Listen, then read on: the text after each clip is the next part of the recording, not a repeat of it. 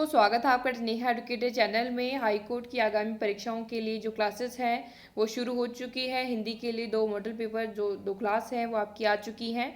Channel पर अगर आपने नहीं देखी है तो लिंक आपको डिस्क्रिप्शन बॉक्स में आई बटन पर मिल जाएगा। और ये आज से आपकी जो इंग्लिश की क्लास है वो शुरू हो चुकी है। इसमें आप क्वेश्चन के साथ में हम उस क्वेश्चन को समझेंगे कि क्यों इसके पीछे क्या रीज़न है, क्यों इसका ये आंसर हुआ, रूल समझेंगे। साथ में जितने भी आपके टॉपिक हैं वो इसमें कवर होते हुए चलेंगे। और बाकी इसके रिगार्डिंग आपको जो भी फीडबैक देना हो वो आप ज़रूर कमेंट बॉक्स में दे दीजिएगा। इंग्लिश की पहली ये क्लास रहेगी और साथ में इससे पहले के जितने भी वीडियोस आ चुके हैं इंग्लिश के रिगार्डिंग तो वो आप ज़रूर देख सकते हैं। सबसे पहला इसमें आज का प्रश्न है, सभी आपके प्रश्न जो रहेंगे सिलेबस के अकॉर्डिंग रहेंगे, ये आप ज़रूर ध्यान रख सकते हैं जो आपकी हाई कोर्ट की आगामी परीक्षाएं हैं इसको लेकर के। She said that she dash will, यहाँ पर हमें विल को यूज़ करना है एज अ फॉर्म, जो वर्ब की फॉर्म यूज़ करेंगे गो।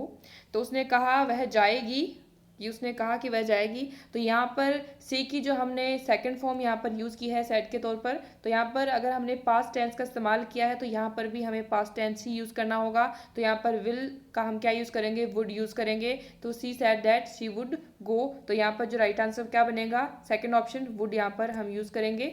और कौन से टेंस का जो ये सेंटेंस है, तो ये आपका सेंटेंस जो है पास्ट सिंपल टेंस को हम कहेंगे जिसमें ये लिखा गया है। नेक्स्ट क्वेश्चन जो है ये काफ़ी अच्छा क्वेश्चन है, अगर हम जल्दबाजी में इसको करें तो गलत कर सकते हैं। तो यहाँ पर है इट डैश, तो कोस्ट को जो कोस्ट यहाँ पर वर्ब दी गई है उसको हमें यूज़ करना है। तो it coast me 100 rupees yesterday.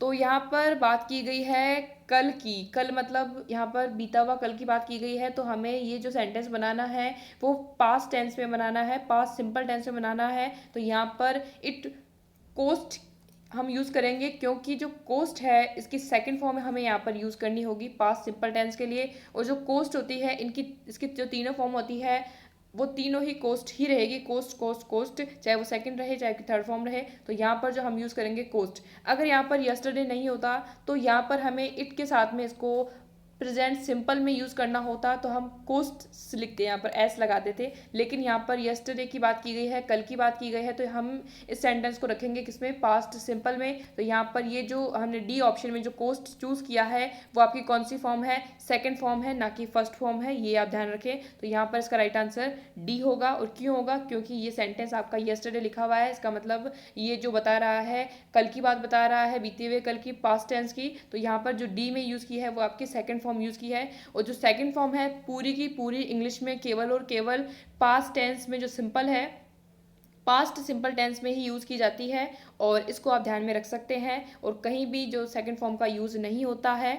और टेंस को लेकर के एक स्पेशल वीडियो जो है आप देख सकते हैं। तो स्पेशल वीडियो आपको लिंक आई बटन पर मिल जाएगा जिसमें जो भी फैक्ट्स है जिनको आप दिमाग में रख सकते हैं और टेंस आपको अच्छे से याद हो जाएंगे, तो वो आप देख लीजिएगा। बाकी वीडियोज़ आपके डेली बेसिस पे आते रहेंगे। अगला क्वेश्चन जो है, identify from the following which sentence is correctly return in passive voice. Passive voice का हमें यहाँ पर सेंटेंस जो है चूज़ करना है।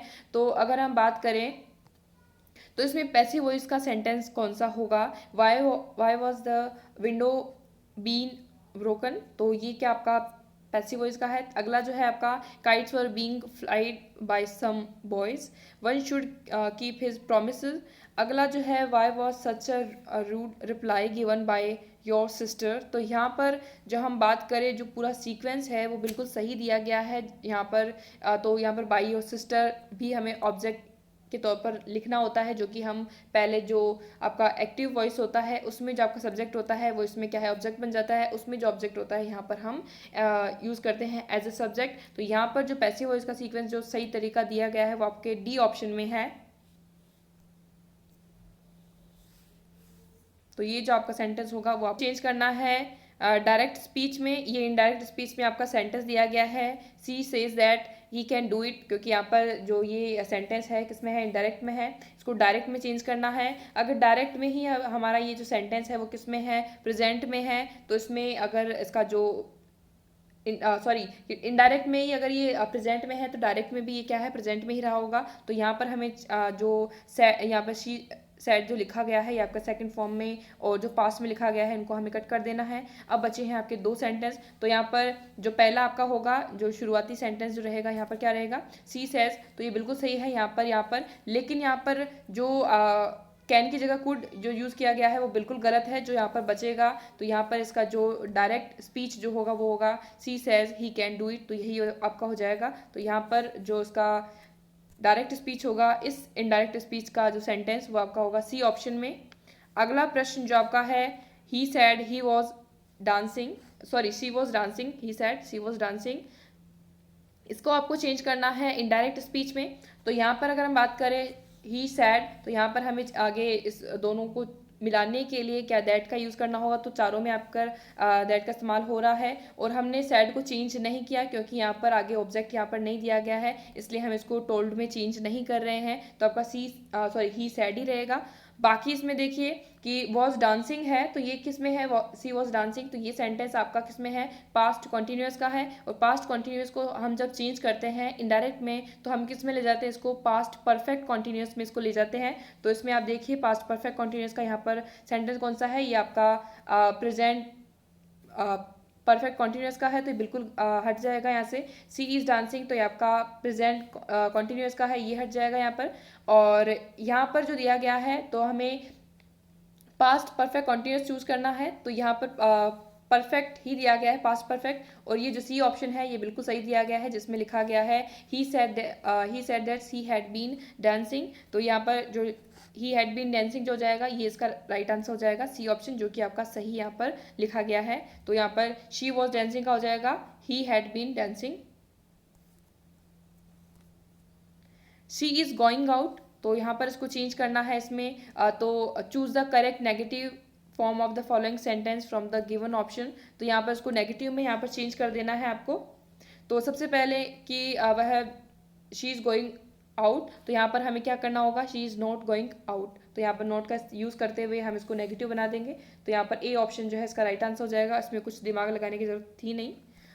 अगला जो है ह्यूमन इज मॉर्टल, तो यहाँ पर जो है जो ये सेंटेंस दिया गया है, choose the correct option from assertive to negative transformation for the sentence given. तो यहाँ पर आपको नेगेटिव ट्रांसफॉर्मेशन इसका करना है। जो आपका असर्टिव जो सेंटेंस दिया गया है, ह्यूमन इज मॉर्टल, जो मानव है वो नश्वर है, इसको आपको बताना है चेंज करके। तो यहाँ पर नेगेटिव में क्या हो जाएगा, ह्यूमन इज नॉट इमॉर्टल, कि मानव जो है अमर नहीं है। कि इन दोनों का आपको चेंज तो करना है कि ये जो आपका सकारात्मक में है ये नकारात्मक में करना है, लेकिन इसका अर्थ चेंज नहीं होना चाहिए। इसमें क्या लिखा गया है कि जो मानव है नश्वर है, कि अमर नहीं है वो नश्वर है। और तो यहाँ पर क्या लिख दिया गया है कि वह अमर नहीं है, तो दोनों का अर्थ सेम हो रहा है, खाली हमने अब जो बोलने का तरीका है वो चेंज कर दिया है। तो इसमें इसका जो राइट आंसर हो जाएगा ह्यूमन इज नॉट इमॉर्टल हो जाएगा, कि वह अमर नहीं है। अगला प्रश्न जो यहाँ पर है, can their fame ever fade. तो क्या सॉरी इसमें हम बात करें क्या उनकी ख्याति जो है कभी फीकी पड़ सकती है, जो ख्याति है फेम है उनका। तो इसको हमें जो ये दिया गया है आपको सेंटेंस, इंटरोगेटिव को आपको चेंज करना है असर्टिव में। तो ये जो आपका प्रश्नवाचक में दिया गया है इसको आपको सकारात्मक बनाना है। तो किस तरीके से आप इसमें से देखेंगे, तो यहाँ पर जो हम चूज करेंगे, तो there fame can never fade. तो उनका जो फेम है, उनकी जो प्रसिद्धि है, ख्याति है, वो फेड नहीं हो सकती है, फीकी नहीं पड़ सकती है। तो यहाँ पर जो इसका एक सकारात्मक रूप हो जाएगा वो आपका डी ऑप्शन में हो जाएगा। अगला है no one likes doing work. तो इसमें क्या है कि कोई भी जो है काम करना पसंद नहीं करता है। तो इसको आपको चेंज करना है किसमें, कि correct interrogative following sentence from the given option. तो इसको जो ये आपका सेंटेंस है इसको आपको प्रश्नवाचक के तौर पर बनाना है। तो इसमें क्या हो जाएगा, does everyone never like doing work, क्या किसी को भी काम करना पसंद नहीं है। तो ये हो जाएगा इसका इंटरोगेटिव डी ऑप्शन में। अगला जो है कृष्णा लेक्चर्स वंडरफुली। तो कृष्णा का जो लेक्चर्स वंडरफुली जो लेक्चर देता है वो बहुत ही शानदार तरीके से, बढ़िया तरीके से। तो इसको हमें चेंज करना है। तो ये जो करेक्ट एक्सक्लेमेटरी जो फॉर्म दी गई है उसको हमें उसमें हमें चेंज करना है इसको। तो हम इसको चेंज करेंगे जब एक्सक्लेमेटरी में हम चेंज करते हैं तो उसको शुरुआत हम हाउ से करते हैं इसमें, इन ये जो दिए गए हैं, और एंड में हमें इस तरह का जो मार्क है वो लगाना होता है, एक्सक्लेमेटरी जो चिन्ह है। तो यह हो जाएगा हाउ वंडरफुली कृष्णा लेक्चर्स, ये हो जाएगा इसका राइट ऑप्शन।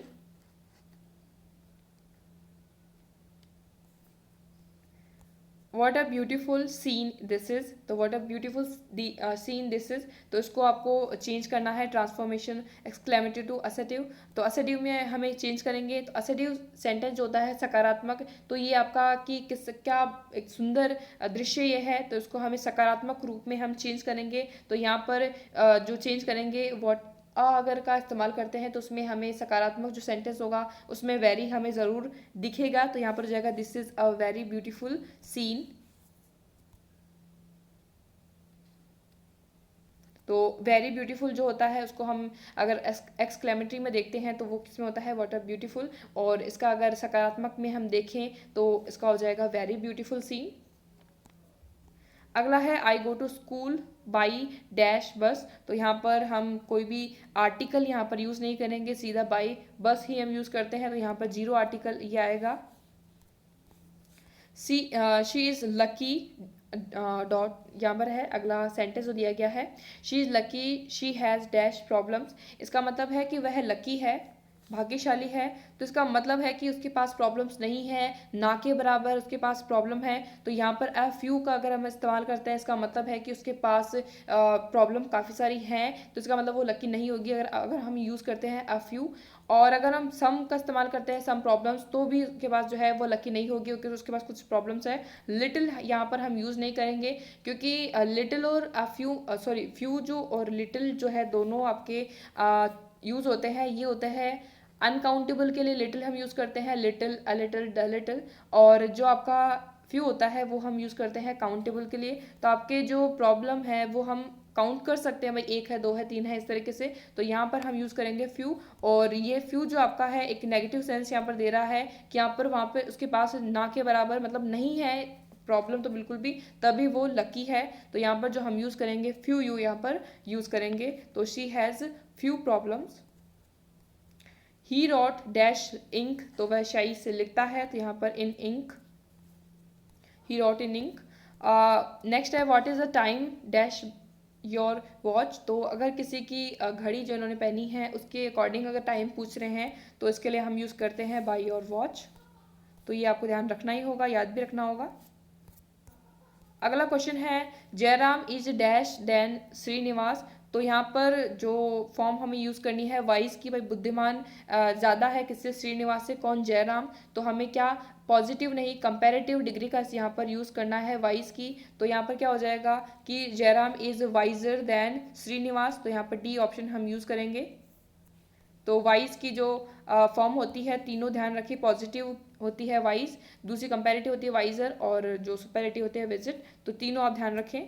अगला है, ये आपका एलईसी में नहीं आने वाला है क्योंकि ये वाला टॉपिक आपके नहीं है, तो उसको आप स्किप कर सकते हैं। इंसॉल्वेंसी, इसका जो अर्थ होता है वो क्या होता है ये आपको बताना है। तो इस तरह के प्रश्न आपके कुछ परीक्षाओं में जो पूछे भी जाते हैं, तो ये होता है आपका दिवालियापन।